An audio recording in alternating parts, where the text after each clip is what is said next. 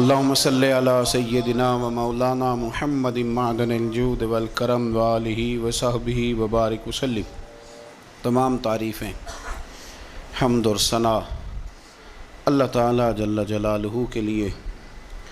درود و سلام نبی رحمت نور مجسم شفیع معظم آقائے کل ختم رسول دانائے سبل احمد مجتبیٰ جناب حضرت محمد مصطفیٰ اعلیٰ تحیت و ثنا کی ذات والا صفات کے لیے حمد و صلات کے بعد آج یکم محرم الحرام ہے۔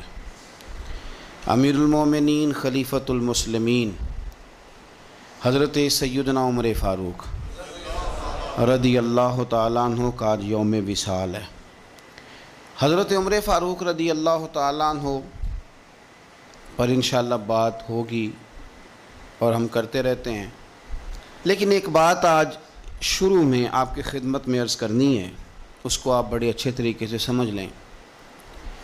اعلیٰ حضرت فاضل بریلوی رحمۃ اللہ تعالیٰ علیہ سے کسی بندے نے مسئلہ پوچھا، یہ میرے سامنے فتاوی رضویہ شریف پڑھا ہے، اس کی 10ویں جلد ہے اور صفحہ نمبر 105 ہے۔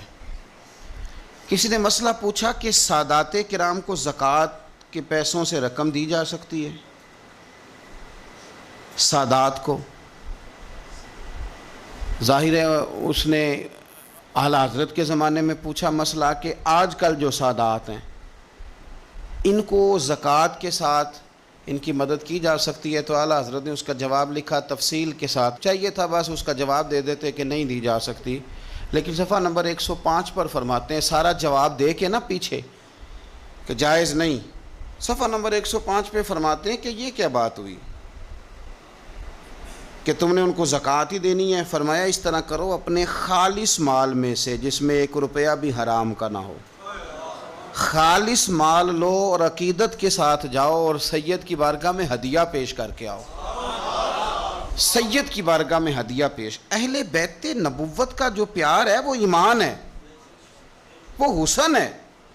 یار یہاں تو لوگوں نے الجھا دیا بہت ساری چیزوں کو۔ اہل بیت نبوت اور ان ہستیوں کا جب آپ نام لیں تو آپ کے نام لینے سے محبت چھلکنی چاہیے۔ یہ صبح و شام یہ جو دن آپ آئے ہیں نا، تو گھروں کے اندر ہمارے بچوں کے درمیان جب ہم بیٹھے ہیں تو ہمارا لب و لہجہ بتائے کہ ہم رسول اللہ کی اولاد کے غلام ہیں، ہمارا ایک خاص حسن ہو، ایک خاص پیار ہو۔ 10 محرم کو نیاز پکائیں نا، نیاز تو اس طرح کی نیاز نہ پکائیں جس طرح کی روٹین میں ہم نیاز پکاتے ہیں کہ میں نے دے دیا ہے 5000 روپیہ، مسجد میں چاول پک جائیں گے اور چاول پکا کے تو بانٹ دو۔ اپنے دوستوں کی جب دعوت کرتے ہو تو اس طرح کرتے ہو؟ آپ تو ڈھونڈ کے لاتے ہو کہ ہوٹل کون سا اچھا ہے۔ کبھی ایسا بھی ہوا ہے کہ ٹینٹ والے برتنوں میں آپ نے کھانا دے دیا ہو، دوست آئیں اور نیاز ہو امام حسین کے نام کی اور تیرے برتن بھی دھلے ہوئے نہ ہوں، تجھے پتہ ہی کوئی نہ ہو؟ میری والدہ صاحبہ کہا کرتی تھی کہ جس نے 10 محرم کو لنگر بانٹنا ہے نا، جس نے پکانا جس نے وہ تو الگ بات، جس نے بانٹنا ہے وہ بھی وضو کر کے آئے، وہ بھی وضو کرے۔ وہ سادے لوگ تھے لیکن عقیدتوں سے بھرپور تھے۔ یہ بحثوں میں نہ الجھیں کہ وہ فلانا کیا کہہ رہا ہے، فلانا کدھر جا رہا ہے، وہ فلانے چونکہ ادھر جا رہے ہیں۔ ہم کسی کی ضد میں کیا اہل بیت سے پیار کریں گے یا کسی کے کہنے پر پیار کریں گے؟ اہل بیت ہمارا ایمان ہے۔ ہماری اولادیں اور ہماری اولادوں پر جتنا کرم اللہ کرتا ہے، اور اللہ نے ہمیں جو کچھ دیا ہے یہ مصطفیٰ کی اولاد کا صدقہ ہی تو دیا ہے۔ آپ کدھر نکل گئے؟ سنو، میں فتاوی رضویہ پڑھ رہا ہوں، اہل سنت کے امام کی بات کر رہا ہوں۔ سنو، حدیث پاک لکھی ہے اعلیٰ حضرت، 2 حدیثیں لکھی ہیں، ذرا حسن دیکھنا۔ پہلی حدیث کے راوی خود مولا علی شیر خدا ہیں، اور اعلیٰ حضرت رحمۃ اللہ علیہ کنز المال اور ابن عساکر کے حوالے سے حدیث لائے ہیں۔ کیا خوبصورت انداز ہے میرے رسول پاک صلی اللہ، یہ مسئلہ بیان کرتے ہوئے نا کہ سادات کو ہدیہ دو، زکوٰۃ نہ دو، ہدیہ دو، خدمت کرو، یہ مسئلہ بیان کرتے ہوئے اپنی بات کو مضبوط کرنے کے لیے 2 حدیثیں لائے اور فرمانے لگے کہ مولا علی شیر خدا رضی اللہ تعالیٰ عنہ فرماتے ہیں کہ میں نے خود اپنے پیارے حبیب سے سنا ہے، نبی پاک صلی اللہ تعالیٰ علیہ وسلم نے ارشاد فرمایا کہ جو میرے اہل بیت کے ساتھ اچھا سلوک کرے گا میں خود قیامت کے دن اسے صلہ عطا کروں گا۔ یہ حدیث مولا علی شیر خدا سے روایت ہے، اور جو اگلی حدیث اعلیٰ حضرت نے لکھی ہے تاریخ بغداد کے حوالے سے اس حدیث کے راوی امیر المومنین حضرت عثمان غنی رضی اللہ تعالیٰ، حضرت عثمان غنی راوی ہیں. اور ذرا جملے دیکھیے نبی پاک صلی اللہ علیہ وسلم نے کیا فرمایا. یہاں اہل بیت کے لفظ نہیں، پچھلی حدیث میں اہل بیت کا لفظ تھے، یہاں اہل بیت کے لفظ نہیں. اللہ کے محبوب صلی اللہ تعالیٰ علیہ وسلم فرمانے لگے جو شخص بھی عبد المطلب کی اولاد کے ساتھ دنیا میں کوئی نیکی کرے، میرے دادا کی اولاد کے ساتھ، فرمایا جو بھی عبد المطلب کی اولاد کے ساتھ دنیا میں کوئی نیکی کرے. او یار سننا، کبھی اس طرح بھی ہوتا ہے، کبھی اس طرح بھی کہ بیٹی غریب ہو. میں مثال دے کے بات سمجھانے لگا ہوں. یا بچے کسی جگہ بھی وہ تعلیم حاصل کر رہے ہوں تو باپ جاتا نہیں کنٹین پہ جا کے کہہ دیتا ہے کہ میرے بچے جو مانگے دے دینا، مہینے کے بعد بل بنے گا تو میں ادا کر دوں گا، یا جو مانگے دے دینا. ٹیچر سے کہتا ہے بچے کو چیزیں دے دینا، پیسے میں دے دوں گا. میرے جو بچے ہوئے، دیکھو حسن دیکھو میرے رسول پاک علیہ السلام نے جو بیان کیا. اللہ کے محبوب صلی اللہ علیہ وسلم فرمانے لگے جس نے عبد المطلب کی اولاد کے ساتھ دنیا میں کوئی نیکی کی، فرمایا اس کا صلہ مجھ پر لازم ہے، اور صلہ میں اسے تب دوں گا جب قیامت میں میری اور اس کی ملاقات ہوگی. جب قیامت میں میری اس سے ملاقات ہوگی تو میں خود اسے صلہ دوں گا، میں خود اسے صلہ دوں گا، میں صلہ دوں گا. قربان جائیں اعلیٰ حضرت بریلوی پر. اعلیٰ حضرت فرمانے لگے جو حضور نے دینا ہے وہ تو دینا ہی ہے، اور پتہ نہیں کیا کچھ دینا ہے. فرمانے لگے اتنا تھوڑا ہے کہ حضور نے فرمایا جو عبد المطلب کی اولاد سے نیکی کرے وہ قیامت میں مجھ سے ملے گا. تو یہ بہت بڑا صلہ نہیں کہ جو حضور کی اولاد سے پیار کرے وہ قیامت میں حضور سے ملے گا. جان دے دی وعدہ دیدار پر، تو وعدہ کریں دیدار کا، جان دینے کو تیار ہیں. فرمایا جو عبد المطلب کی اولاد سے نیکی کرے مجھ پر لازم ہے صلہ دینا جب وہ مجھ سے ملے گا.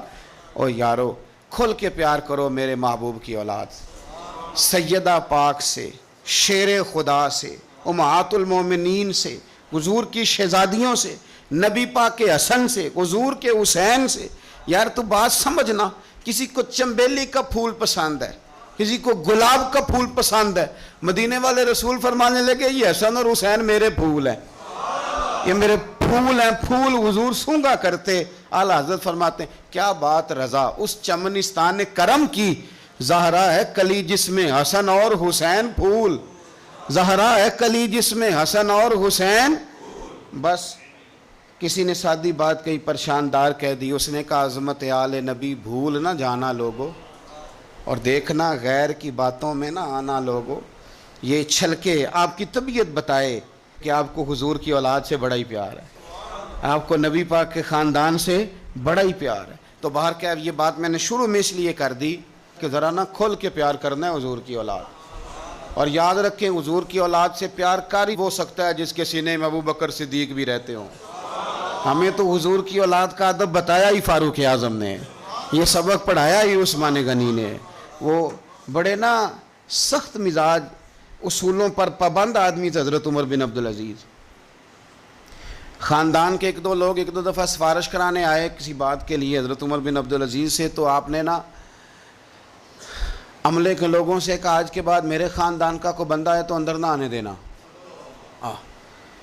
یہاں کوئی اقربا پروری نہیں چلے گی، خبردار کوئی قریب نہ آئے. لیکن ایک دن نا امام حسن کی اولاد میں سے ایک شہزادے آ گئے. تو جناب عمر بن عبدالعزیز کو پتہ چلا امام حسن کی اولاد ہے. میں آپ کو قسم اٹھا کے کہتا ہوں، قسم میں نے کبھی نہیں اٹھائی، قسم اٹھا کے کہتا ہوں کہ میرے مرشد کا پوتا کبھی ملے تو میں پیر چومنے کو تیار ہوں. اور میری شرط بھی کوئی نہیں کہ وہ عالم فاضل ہو کیا ہو، اصلہ نال جو نیکی کریے وہ نسلاں تاک نہیں بھول دے. جن لوگوں نے کرم ہمارے اوپر کر دیا پھر ہم ان کی قرآن نے نہیں کہا وَكَانَ أَبُوهُمَا صَالِحًا. موسیٰ کہتے ہیں میں اس لیے دیوار سیدھی کر رہا ہوں، بچوں کا خزانہ ہے، اور ان کا باپ نیک آدمی تھا، وہ 7ویں پشت میں نیک تھا تو اتنی قدر ہو رہی ہے. مجھے اپنے کسی استاد کا بچہ فون کر دے تو میں چپ کر جاتا ہوں، میں کہتا ہوں یار بات ٹھیک ہے، اصلہ نال جو نیکی کریے تو نسلاں تاک نہیں بھول دے. تو امام حسن رضی اللہ تعالیٰ عنہ کی اولاد میں سے ایک شہزادے آ گئے، حضرت عمر میرا خاندان کا بندہ کوئی نہ اندر آئے. کسی نے کہا یہ امام حسن کی اولاد ہے.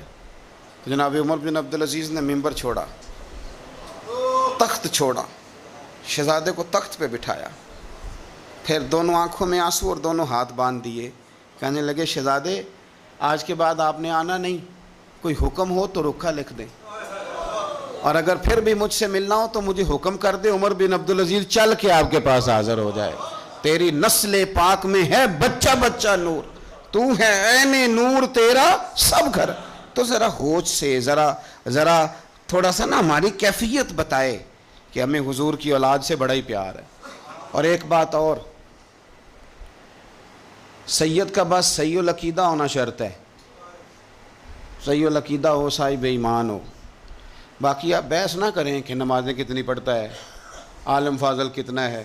بزرگ فرماتے ہیں قرآن کا صفحہ اگر کبھی کیچڑ میں بھی گر جائے نا، اس پہ پیر نہیں رکھا جاتا، اسے پھر بھی دھو کے چوما ہی جاتا ہے، کیونکہ وہ صفحہ قرآن کا ہے.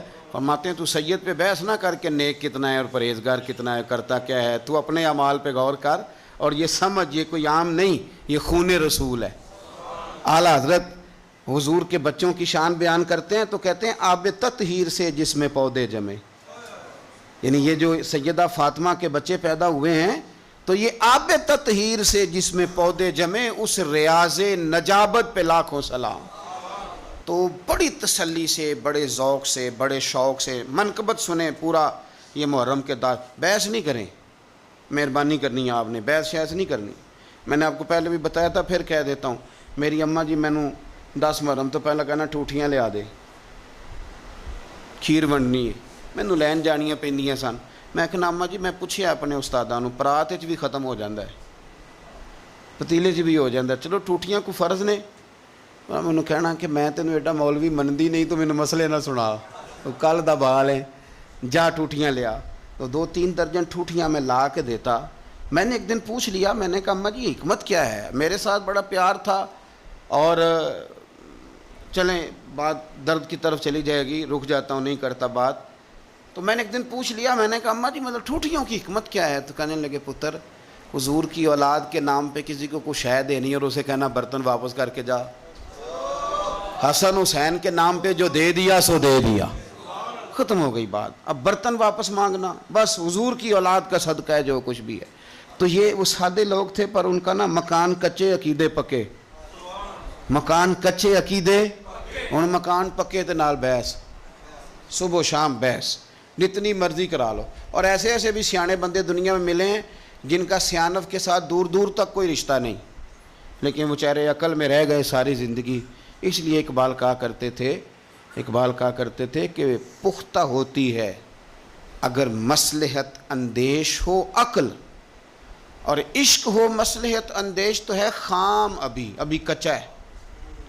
پختہ ہوتی ہے اگر مصلحت اندیش ہو عقل، عقل پختہ ہوتی ہے اگر حکمت کے ساتھ چلے، اور عشق اگر حکمت دیکھ کے چلے تو ابھی کچا ہے. اور آگے اس کی وجہ بھی اقبال بیان کرتے ہیں اگلے شعر میں، پختہ ہوتی ہے اگر مصلحت اندیش ہو عقل، اور عشق ہو مصلحت اندیش تو ہے خام، ابھی بے خطر کود پڑا آتش نمرود میں عشق، عقل تھی محو تماشائے لبے بام. ابھی عقل تو ابھی سوچ رہی تھی کہ جانا چاہیے کہ نہیں جانا چاہیے، تو عشق نے چھلانگ لگا بھی دی تھی. حضرت ابراہیم نے چھلانگ، وہ کہا تھا جبریل امین نے آپ دعائی کر لیں، تو فرمانے لگے اللہ کو نہیں پتا، کہوں تو تب نہ جب اسے پتہ نہ ہو. تو بے خطر کود. بہرحال دل میرا کہہ رہا ہے ادھر ہی رہ جاؤں، پر بات حضرت عمر کی کرنی ہے نا. حضرت فاروق اعظم جو ہے نا، حضرت عمر فاروق مسلمانوں اور مومنین کے لیڈر تو ہیں، لیکن حضرت عمر فاروق انسانیت کے رہنما ہیں بہت بڑے. حضرت عمر جس ہستی کا نام ہے، اس بندے نے انسانیت کے اصول وضع کیے، انسانیت کے. حضرت فاروق اعظم نے لوگوں کی بھلائی اپنا ذوق بنا لیا تھا، اور قرآن مجید نے کہا جو ایمان لانے کے بعد اچھے عمل کرے یہی ساری مخلوق سے بہتر لوگ. ان الذین آمنوا وعملوا الصالحات اولئک هم خیر البریہ، جو ایمان لانے کے بعد اچھے اعمال کرے وہی ساری مخلوق سے بہتر. حضرت عمر نے نا ایک ذوق بنا لیا تھا کہ میں نے اللہ کے بندوں کی خدمت کرنی اور اپنی ذمہ داری کو ادا کرنا. ہمارے ہاں معاشرے میں بہت سارے کام اس لیے خراب ہوتے ہیں کہ ہم نا احساس ذمہ داری بھول جاتے ہیں. میرا ادارہ ہے نا تو میری ذمہ داری ہے، اس کے اندر کوئی کمزوری ہوتی ہے، کوئی غلطی ہوتی ہے، تو وہ اس کی سب سے بڑی وجہ یہ ہوتی ہے کہ میں سست ہو جاتا ہوں. مجھے پتہ ہے بہت سارے کام کئی دفعہ میں دیکھتا ہوں کہ صحیح نہیں ہوئے، تو بعد میں جب میں اندازہ لگاتا ہوں تو مجھے پتہ ہوتا ہے کہ یہاں میں سست ہو گیا. اگر میں کم سو لیتا 2 گھنٹے تو یہ کام ٹھیک ہو جاتا. یہ بہت سارے وزیر مشیر اور بہت سارے پیر اللہ ماشاءاللہ ان کے نیچے کیوں خرابی ہو جاتی ہے بہت ساری؟ وہ اس لیے کہ وزراء کا مزاج نہیں ہوتا اے سی والے کمرے سے باہر نکلنے کا. تو باہر جو طبقہ ہوتا ہے وہ پھر مرضی کرتا ہے. اگر یہ کڑی نگرانی کرے، ان کا ذوق بنے اور سستی چھوڑیں. ہمارے ہاں کئی دفعہ ایسے ہوتا ہے، ہم بہت ساری ذمہ داریاں کبھی بچوں کی ماں پہ ڈال دیتے ہیں، کبھی جو ہے وہ چھوٹے بھائی پہ ڈال دیتے ہیں، کبھی کسی پہ ڈال دیتے ہیں. اس سے بڑے بڑے نقصانات ہوتے ہیں، بڑے بڑے. کسی دوست پہ کوئی ذمہ داری ڈال دی، وہ تیرا یار ہے، تیرا مخلص ہے، وہ سارا ٹھیک ہے، اور اس بیچارے کی ایک کمزوری یہ ہے کہ اس کے ساتھ ایک شیطان بھی رہتا ہے. ضروری نہیں کہ وہ جان بوجھ کے کوئی غلطی کرے، اس کی نگرانی کر، اس کا احتساب کر، اس پر توجہ دے کہ وہ کیا کر رہا ہے. حضرت فاروق اعظم رضی اللہ تعالیٰ عنہ نے چھوٹی چھوٹی باتوں پہ توجہ کی، اور آپ نے ایک اصول بنایا. ایک اصول آپ کو یہ مل جائے گا، ابن جوزی علیہ رحمہ نے اس کو لکھا. حضرت عمر فرمایا کرتے تھے کہ حکومت چونکہ میری ہے تو ذمہ داری بھی.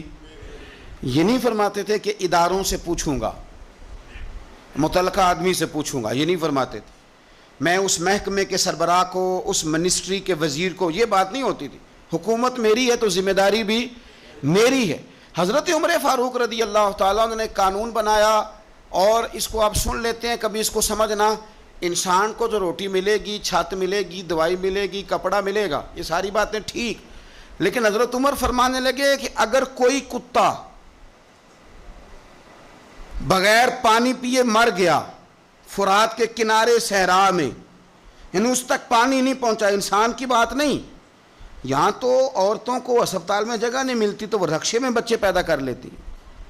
یہاں تو بہت سارے لوگ ایسے ہیں جنہیں دوائی میسر نہیں آتی اور وہ مر جاتے ہیں.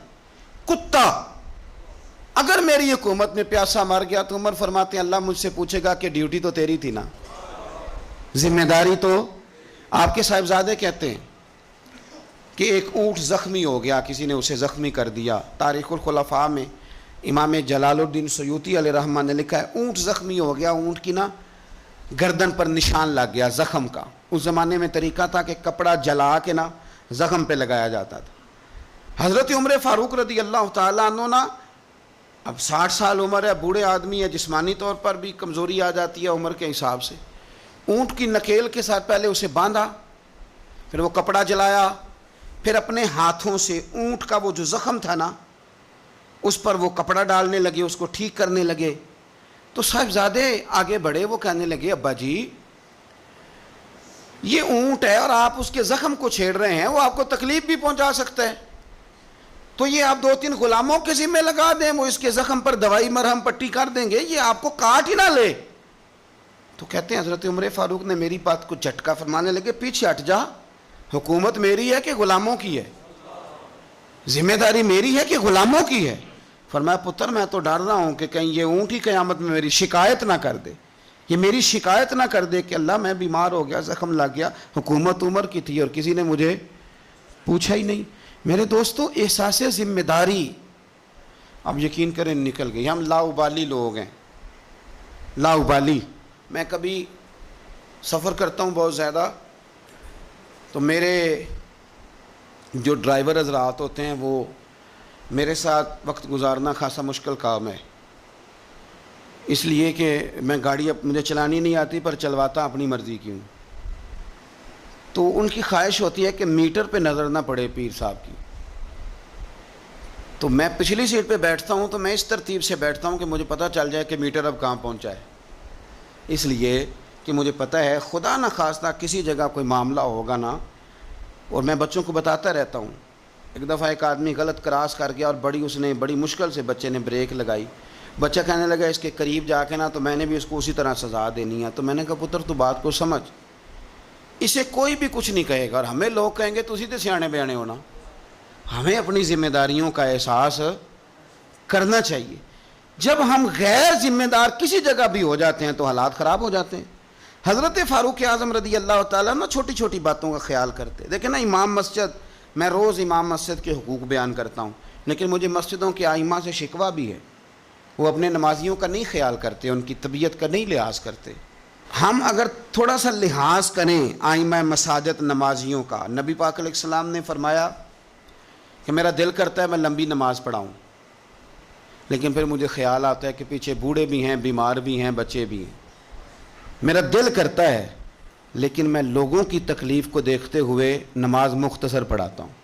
آئمہ مساجد اگر تھوڑا سا غور کریں، پیار کریں لوگوں کے ساتھ، تو مسجد کے اندر ایک خوبصورتی والا ماحول، یار میرا مطلب ہے کچھ بندے ایسے ہوتے ہیں جو بیچارے غصہ کسی اور کا ہوتا ہے نکالتے مسجد آ کے ہوتے ہیں، تو گھر میں بھی تو دادا ابو کئی دفعہ اس طرح کاری لیتے ہیں نا، تو تھوڑا سا اگر ظرف بڑا ہو، حوصلہ ذرا بڑا ہو، آپ کو ہنسنا آتا ہو۔ نبی پاک صلی اللہ علیہ وسلم اکیلے بیٹھتے تھے تو متفکر بیٹھتے تھے، اکیلے ہوتے تھے تو سوچتے تھے، اکیلے ہوتے تھے تو سوچتے تھے، میری بات پہ غور کرنا، اکیلے ہوتے تھے تو سوچتے تھے، اور جب لوگوں کے بیچ بیٹھتے تھے تو ہنستے تھے۔ لوگوں کے بیچ آ کے منہ نہیں بنانا، وہ اکیلے آپ فکر کریں، غور کریں جو مرضی، اکیلے بیٹھتے تھے تو حضور تفکر کرتے تھے، لوگوں میں آتے تھے تو مسکرا کے آتے تھے۔ تو حضرت عمر فاروق اب 24 لاکھ مربع میل کا حکمران اور ہزاروں لوگ جس کے پیچھے نماز پڑھیں، وہ ایک ایک بندے کا خیال کرے، ممکن نہیں ہوتا۔ ایک بڑے جلیل القدر صحابی تھے حضرت سعید بن یربوع رضی اللہ تعالیٰ عنہ۔ حضرت عمر کے زمانے میں نابینا ہو گئے، تو حضرت فاروق اعظم رضی اللہ تعالیٰ عنہ لوگوں سے پوچھا کہ سعید نہیں نظر آ رہے، عرض کی حضور ان کی بینائی چلی گئی ہے۔ جناب عمر گھر گئے، تعزیت کی، آپ کو تکلیف پہنچی، اللہ آپ کا بھلا کرے۔ آپ ان سے پوچھتے ہیں بھائی یہاں تو کوئی سپاہی چلا جائے نا دنیا سے تو کوئی صوبائی وزیر یا کوئی افسر آ جائے بس کافی ہے، وزیر اعظم صاحب کے پاس کہاں وقت ہے؟ وہ کہتے ہیں 2 منسٹر بھیج دیے تھے، بات ختم ہو گئی۔ حضرت عمر خود گئے، صحابی کی آنکھیں چلی گئی تھیں، اور جا کر کے اسے کہنے لگے کہ اب آپ مسجد کیسے آئے جائیں گے؟ انہوں نے کہا حضور یہ تو میرے لیے بڑی تکلیف والا معاملہ ہے، نابینا ہو گیا ہوں، تنہا تو جا نہیں سکتا، قربان جاؤں سیدنا فاروق اعظم پر۔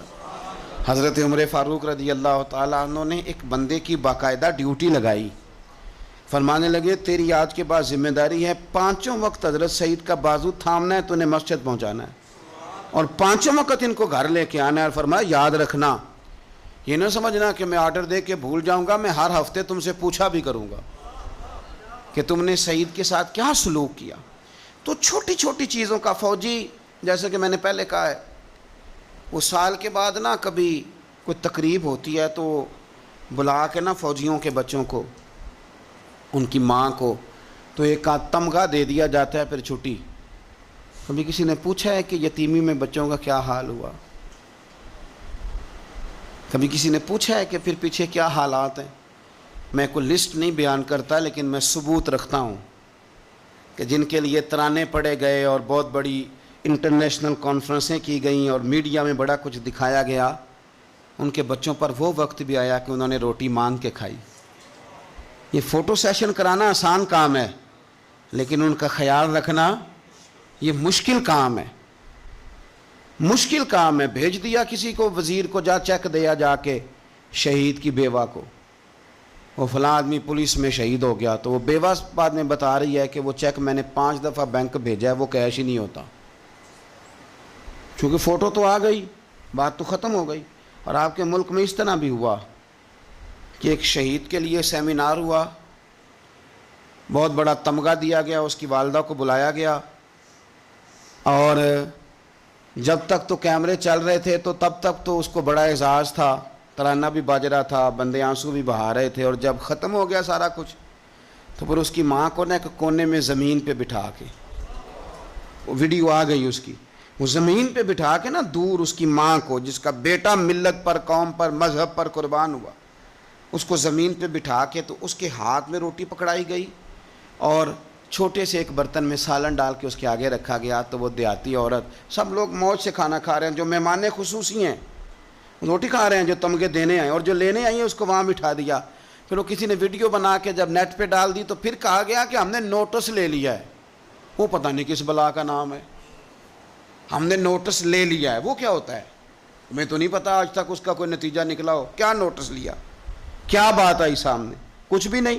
وہ جی پتہ کر رہے ہیں, وہ 2-4 بندوں کی کمیٹی بنا دی ہے, وہ کمیٹی خیال کرے گی. کیا صاحب آپ بات کرتے ہیں؟ آؤ میں آپ کو نبی پاک علیہ وسلم کے اس شاندار غلام کی بات بتاؤں.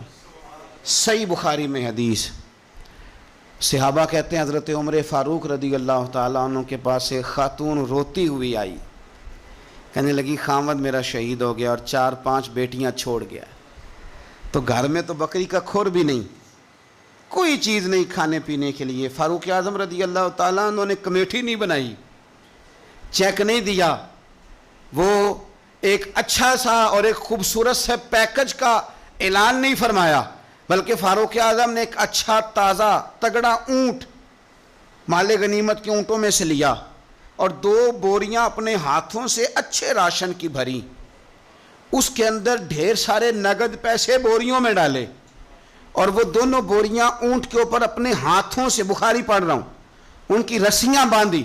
پھر اس عورت کے ہاتھ وہ لگام تھمائی اور اسے کہا پتر میں نے تجھے اتنا مال دے دیا ہے کہ جب تک یہ ختم ہوگا نا انشاءاللہ تب تک تیرے حالات بھی اللہ بدل دے گا, تیرے دن بدل جائیں گے جب تک یہ ختم ہوگا.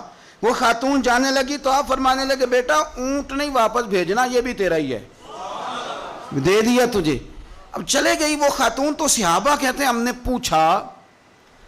نے پوچھا کہ جناب آپ تو بڑے کفایت شعار ہیں, آپ تو بڑی بانٹ کے چیزیں دیتے ہیں, تو آپ نے اس بچی کو اتنا کچھ دے دیا اور بیک وقت دے دیا اور واقعی بہت زیادہ دے دیا اور نقدی پیسے بھی دے دیے. حضرت عمر فرمانے لگے تم نہیں نہ جانتے, میں جانتا ہوں, یہ میرے نبی پاک کے صحابی حضرت خفاف بن ایمار رضی اللہ تعالیٰ عنہ کی صاحبزادی ہے, اور میں نے حدیبیہ کے مقام کے اس کے باپ کو حضور کی خدمت کرتے دیکھا ہے, میں نے انہیں جنگیں لڑتے دیکھا ہے, اس کے باپ کو, اس کے بھائی کو.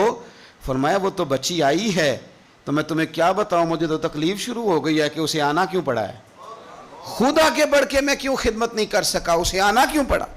عزیز دوستو یاد رکھنا, اصلہ نال جے نیکی کریے تے نسلہ تاک. کچھ لوگ ایسے ہوتے ہیں جنہیں قدر ہوتی ہے, وہ قربان کر دیتے ہیں عرش ہے, لیکن اصولوں پر کبھی سمجھوتا نہیں کرتے. حضرت سیدنا فاروق اعظم رضی اللہ تعالیٰ عنہ نے اتنا نوازا اس اور پھر اثار کر کے نوازتے تھے. ہمارا یہ مزاج بن گیا کہ جو شے بھی آئے پہلے میرے گھر آئے, اور لوگ کئی دفعہ گھر بچاتے سارا کچھ ضائع کر بیٹھتے, ہر شے, ہر چیز, حتیٰ کہ معاذ اللہ دین ایمان بھی, دعائیں بھی. پیسہ بچ جائے, گھر بچ جائے, باقی جو شے جاتی ہے وہ جائے. لیکن سیدنا فاروق اعظم کا رنگ بڑا انوکھا ہے, انداز بڑا نرالا ہے. ایک جگہ سے نا چادریں آئیں بہت ساری, میرا خیال ہے کہ جو بہترین چیز ہوتی ہے نا وہ لوگ پہلے گھر رکھ لیتے ہیں. یہ قربانیاں ہوئی ہیں نا جی, تو 4-4 5-5 رانے ہیں جنہوں نے 6-6 بکرے کیے, وہ پہلے انہوں نے سائیڈ پہ کر لی. مجھے ایک سنگی بتانے لگے کہ اس دفعہ آپ کی دعا سے خیر ہوئی ہے, ہم نے مکس کر کے گوشت بانٹا ہے, ورنہ پہلے اسی طرح کرتے تھے کہ جو رانے ہیں نا وہ ساری سائیڈ پہ کرو اور باقی پھر اکٹھا کر کے اللہ کے راستے میں دے دو. اللہ کی راہ میں جو دینا ہے, جو اپنی راہ میں دینا ہے اس کا طریقہ, اور اللہ کی راہ میں دینا ہے معاذ اللہ تو اس کا سٹائل اور ہے. فرمانے لگے کہ چادریں آئیں اور بڑی بڑی قیمتی چادریں آئیں, تو فاروق اعظم رضی اللہ تعالیٰ عنہ نے کوئی اس میں تخصیص نہیں کی, 1-1 2-2 3-3 4-4 بانٹتے رہے. چادریں تھی عورتوں والی. اب جو سب سے نیچے سے چادر نکلی وہ اتفاق سے بڑی شاندار نکل آئی. آخر میں جو رہ گئی نا, صبر کریں تے موتی مل سن, تے ذکر کریں تے ہیرے. یہ صبر کریں تے موتی مل سن, ذکر کریں تے جے پاگلا وانگو رولا پاویں, نہ موتی نہ صبر کریں تے موتی مل سن, ذکر کریں تے. آج کل لوگ شور ڈال کے سارا کچھ کرنا چاہتے. تو چپ کر کے کونے میں بیٹھ جا, تو بیٹھا رہ, تو ڈرنا دے, پوچھنے والا خود ہی تجھ سے پوچھ لے گا تو کدھر سے آیا ہے. وہ ختم ہو گئی بات. صبر کیا نا جب, وہ چادریں ساری, تو ایک چادر اب اپنے گھر والوں کے لیے انہوں نے چادر ابھی دینی تھی, وہ سب سے نیچے قیمتی چادر نکل آئی. تو چادر بڑی حسین ہے اور باری بھی حضرت عمر کی لگ گئی. ان کے گھر جانی تھی چادر ان کی اہلیہ کے لیے. تو ایک صحابی کہنے لگے یہ آپ کی زوجہ جناب ام کلثوم رضی اللہ تعالی عنہا پر بڑی جچے گی چادر، بڑی حسین ہے، اور یہ خاتون اول کو بڑی جچے گی۔ تو حضرت عمر کہنے لگے ام سلیت رضی اللہ تعالی عنہا ایک خاتون ہے، یہ چادر انہیں دوں گا۔ کہا ان کو کیوں دیں گے؟ فرمانے لگے اس لیے کہ احد میں جب بہت سارے لوگ زخمی ہو گئے تھے تو میں نے اس بی بی کو دیکھا تھا مسکیزہ اٹھا کے نبی پاک کے غلاموں کو پانی پلا رہی تھی، تو یہ خوبصورت چادر اس کے حصے میں آئے گی جس نے رسول اللہ کے دین کی خدمت کی۔ وہ حضرت عمر نے بتایا جو حضور کے دین کی خدمت کرتے رہے ہم ان کی خدمت کرتے رہیں گے۔ فوجیوں کو بھیجتے تھے نا جب آپ جہاد پر، تو پیچھے سے فوجیوں کے گھروں میں جاتے تھے صبح خود۔ میں پہلے کہہ چکا ہوں کہ یہ نہیں کہتے تھے کہ محکمے والوں کی ڈیوٹی لگا دی ہے، خود جاتے تھے اور فوجیوں کے گھر والوں سے پوچھتے تھے کوئی سبزی تو نہیں منگانی کہ نہیں حضرت عمر، کوئی سودا تو نہیں منگانا؟ تو وہ خواتین کہتی کہ ہاں زیتون لانے والا ہے، پنیر لانے والی ہے، گھی لانے والا ہے، ستوں کی ضرورت ہے۔ تو فاروق اعظم نے لسٹ پکڑی ہے، تو بازار میں آتے تو شور مچ جاتا امیر المومنین آئے۔ لوگ پوچھتے آپ کیسے آئے؟ فرمانے لگے وہ فوجیوں کے گھروں میں سودا پہنچانا ہے۔ ایک دفعہ قحط بھی پڑا تھا حضرت عمر کے دور میں، عام الرمادہ اس کو کہتے ہیں، 8-9 مہینے بارش نہیں ہوئی تھی۔ حضرت عمر فاروق نہ شروع سے زیتون استعمال نہیں کرتے تھے۔ کچھ بندے کچھ چیزیں نہیں نہ کھا سکتے، ان کا مزاج نہیں ہوتا۔ میرا بھائی ہے گوشت نہیں کھاتا، میرا ایک بیٹا ہے سوائے گوشت کے کوئی شے نہیں کھاتا۔ اب یہ فرق ہے، کوئی کچھ کھاتا ہے اور کوئی کچھ کھاتا ہے۔ اب اس کا کیا کیا جائے؟ اپنا اپنا لوگوں کا مزاج ہے۔ ہمارے سامنے بہت سارے بندے بہت ساری چیزیں، اللہ کے فضل سے ناپسند کوئی شے نہیں، لیکن کچھ چیزیں انسان کی طبیعت پر سوٹ نہیں کرتی، اس سے وہ نہیں کھائی جاتی۔ یہ الگ بات ہے کہ لوگ پیر صاحب کو بلیک میل کرتے ہیں، کہتے ہیں کھائیں، ہم نے وضو کر کے پکائی ہے، یا آپ نے وضو کر کے پکائی ہے تو وہ جو دوائی کھا کے ہضم کرے گا، تو آپ مہربانی کریں، وہ نہیں کھانا چاہ رہا تو آپ اس کو تھوڑی سی گنجائش ہی دے دیں۔ تو حضرت عمر فاروق زیتون استعمال نہیں کرتے تھے، ان کی طبیعت کو تکلیف دیتی تھی۔ اب قحط کا زمانہ ہے، آپ کا مزاج تھا گھی کے ساتھ سالن پکتا تو کھاتے، تو قحط پڑا نا تو گھی بہت مہنگا تھا اور زیتون سستا تھا، تو حضرت عمر نے کہا سارے زیتون ہی کھائیں گے۔ گھر آ کے اپنی بیوی سے کہا کہ آج کے بعد ہنڈیا زیتون میں پکے گی، حالانکہ اس زمانے میں زیتون بہت سستا ہے۔ تو اہلیہ کہنے لگی بچے تو کھا لیں گے تو آپ کا کیا بنے گا؟ فرمایا میرا بھی کچھ نہیں بنے گا، میں بھی کھاؤں گا۔ اب ایک آدمی نے ایک چیز کبھی نہیں کھائی پھر وہ روز کھانی پڑے، 4-5 دن بیت گئے تو پیٹ سے گڑ گڑ کی آوازیں آنے لگیں، اس نے پیٹ خراب کر دیا۔ تو حضرت عمر امیر المومنین اپنے پیٹ سے باتیں کر رہے ہیں، فرمانے لگے جتنا مرضی شور کر، اپنے پیٹ سے کہتے ہیں شور جتنا مرضی کر، گھی تجھے اسی دن ملے گا جس دن میرے نبی کی ساری امت گھی کھانے لگ جائے گی۔ کار شور جتنا مرضی تو نے کرنا ہے، یہ اسی دن ملے گا جس دن حالات نارمل ہو جائیں۔ ابھی قحط ہے، ابھی تجھے گھی مل سکتا، حالات نارمل ہوں گے تو ملے گا، کار شور جتنا تو نے کرنا۔ میرے بھائی یہاں تو لاک ڈاؤن ہوا، حالات بدلے، بڑی لوگوں کو پریشانی ہوئی، چاہیے تو یہ تھا نا کہ وزیر کے پاس 2-3 گاڑیاں پروٹوکول کی ہیں وہ 3 ہی دے دیتے، ایک رکھ لیتے جس میں سفر کرتے ہیں۔ لیکن ہمارے ہاں نا لوگ غریبوں کا درد بیان کرتے ہیں لیکن اس کا عملی اظہار۔ قحط کے دنوں میں آپ کا بیٹا تربوز کھا رہا تھا تو سیدنا فاروق اعظم نے پکڑ کے اس کے گردن پر ایک چپت مار دی، فرمانے لگے تو کتنا عجیب آدمی ہے کہ لوگ قحط میں پڑے ہوئے ہیں تو تربوز کھا رہا، خبردار جب تک سب لوگوں کو چیزیں نہیں مل جاتی اتنی دیر تک تمہیں یہ کھانے کی اجازت نہیں ہے۔ اور پھر حضرت عمر رضی اللہ تعالیٰ عنہ کے زمانے میں اس قحط کے دور میں بارش نہیں ہوتی، حضرت بلال بن حارث المزنی، یہ صحابی ہیں، مصنف ابن ابی شیبہ میں موجود ہے، یہ ختم کیسے ہوئی قحط، ختم کیسے؟ وہ گئے جا کے نا حضور کے روضے پہ حاضر ہوئے، حضور بارش نہیں ہو رہی مہربانی کریں، کہتے میں وہیں سو گیا، مجھے حضور خواب میں ملے اور فرمایا عمر کو میرا سلام کہنا اور اسے کہنا تو فکر نہ کر رب بارش عطا کرے گا۔ تو بارش ہوئی حضور کے روضہ نور پہ جانے کی برکت سے۔ اللہ کرے امت کے لیے روضے کے دروازے ہمیشہ کھلے رہے، کبھی بند نہ ہو، وہاں سے تو کرم ملتا ہے۔ تو جو آج حضرت عمر کے بارے میں ساری گفتگو ہے، ایک پہلو میں آپ کے سامنے رکھنا چاہتا ہوں کہ احساس ذمہ داری، لوگوں کے ساتھ ان کا رویہ۔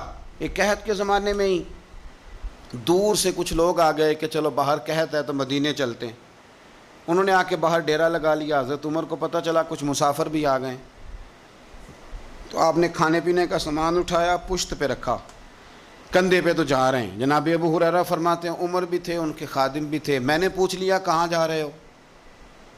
تو کہنے لگے پیچھے مڑ کے ابو ہریرہ ہے.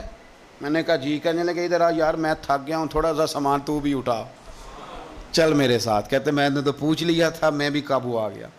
وہ سامان اٹھایا, جہاں قافلہ ٹھہرا تھا وہاں گئے, اور جا کر کے نا حضرت عمر نے مجھے کہا لاؤ لکڑیاں. کہتے ہم لکڑیاں اکٹھی کر کے لائے, تو عمر نے خود آگ جلائی.